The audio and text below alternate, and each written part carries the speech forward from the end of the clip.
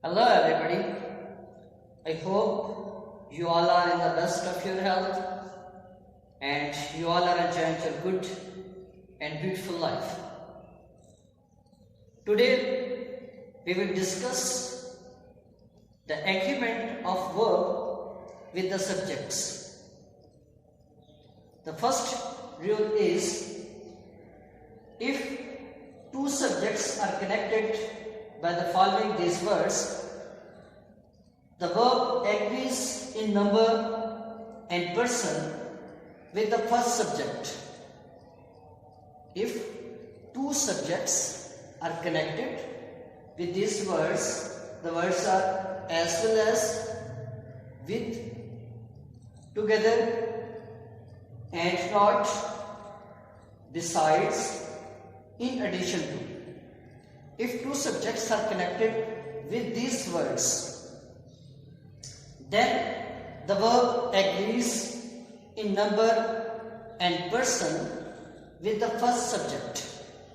As you can see in the examples, the teacher as well as students went to ground. Okay. In another example, the students and not the teacher were present. The verb agrees with the first subject, that is students. The first subject is in plural, that's why we use plural verb. We didn't choose the verb with the second subject, that is teacher, and it is singular. So if the words are connected with these words as well as, with, together, and not, besides, in addition to, then we will choose the verb with the first subject, not the second subject. As you can see in another example, the mother with her two daughters was sitting. The mother with her two daughters was sitting. The verb agrees with the first subject, that is mother. Mother is singular, that's why we use singular verb. Okay, the next is, sometimes when a plural noun comes between a verb and its real subject. Sometimes when a plural noun comes between a verb and real subject, then the verb agrees with the first subject, which is before the preposition of. Okay, as you can see in this example, the quality of mangoes is poor. We use verb with the subject, that is before of, that is real subject.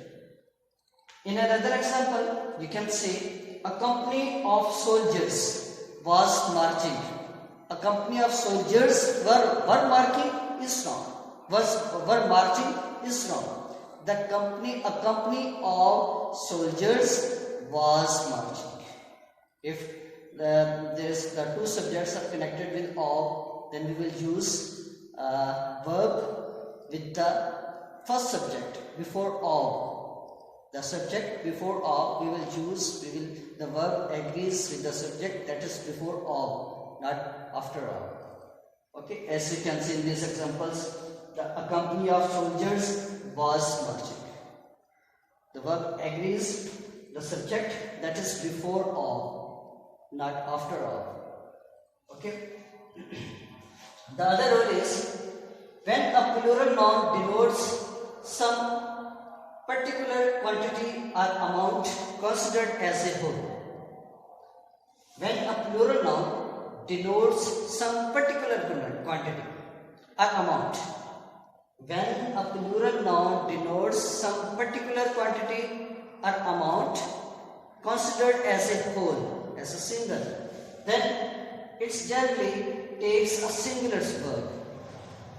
When a plural noun denotes a particular quantity or amount as a whole, then it generally takes singular verb. As you can in these examples, 4 years was a long distance. So it is a particular quantity, so we use singular subject, singular verb. 60 quintals is a huge weight. 60 quintals is a particular quantity and it is considered as a whole, so that's why we use singular verb in it. 100 miles is a long distance. 50 rupees is not a large amount. 50 rupees is not a large amount. Okay, the other one is when the subject is relative pronoun. When the subject is relative pronoun, the verb agrees in number and person with noun or pronoun to which relative pronoun refers. When subject is relative pronoun, okay, then the verb agrees in number and person with noun or pronoun to which relative pronoun refers. As you can see in this example, Aslam, who is my brother, will help you. So who is relative pronoun and verb is according to the noun which it is referring to. Aslam. As you can see in this example, I who am. I who am at your service should not ignore. Relative pronoun is who, okay, and the verb agrees with a noun, with a pronoun I, because it is referring to I. I who am at your service should be ignored, should not be ignored. The other one is if the subject of a sentence begins with a fraction. If a sentence begins with a fraction, 1/3, 2/3, a quarter, half, these are the fractions. So if the sentence starts with a fraction, if the subject of a sentence begins with a fraction, then the verb agrees with a noun or pronoun that comes after a preposition of. Okay, if the sentence starts with a fraction, then the verb agrees with noun or pronoun that comes after preposition of. Okay, you can see in these examples, 2/3 of the book is interesting. The verb is according to this. 2/3 of book is interesting. Book is singular, that's why we are using singular. In another example, a quarter of it is fresh.